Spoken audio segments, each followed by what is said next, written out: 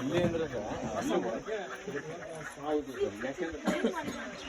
ಈಗ ಅಲ್ಲೆಲ್ಲ ಹಿಮ ಸುರಿತಾ ಇರುತ್ತೆ, ಮೊಟ್ಟೆ ಕೋಲ್ಡ್ ಆಗುತ್ತೆ, ವೇಸ್ಟ್ ಆಗುತ್ತೆ.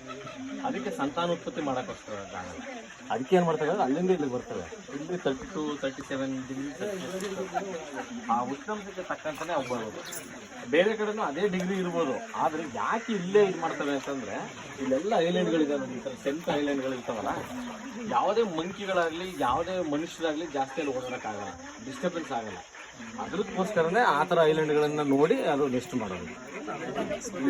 ಅದಕ್ಕೇ ಇಲ್ಲಿ 1939 ಇಲ್ಲ 1939-40 ಸ್ಟಾರ್ಟ್ ಆಗಿರುತ್ತದಲ್ಲ. ಅವಾಗ ನಾಲ್ವಡಿ ಕೃಷ್ಣರಾಜ ಒಡೆಯರು ಮೈಸೂರು ಸಂಸ್ಥಾನ ಆಳ್ವಿಕೆ ಮಾಡ್ತಾ ಇರ್ತಾರೆ.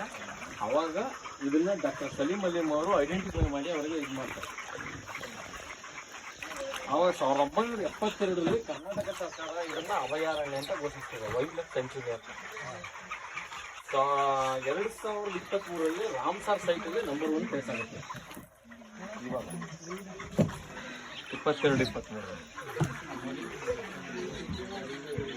ನೋಡಿ, ಮಕ್ಕಳಿಗೆ ಬಿಸಿಲಾಗುತ್ತೆ ಅಂತ ರೆಕ್ಕೆನೇ ಯಾವ ಥರ ಇದು ಮಾಡ್ಕೊಂಡು ಬಿಸಿಲು ನೋಡಿ.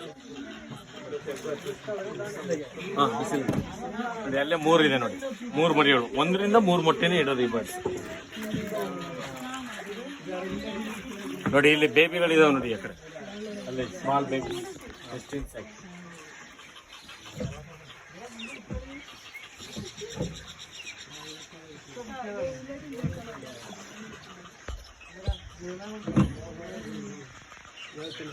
ನೋಡಿ ಇದು ಗ್ರೇ ಹೆರಾನ್, ಇದು ಇಲ್ಲಿ ಮೀನಿಗೋಸ್ಕರ ಕಾಯ್ತಾ ನಿಂತಿದೆ.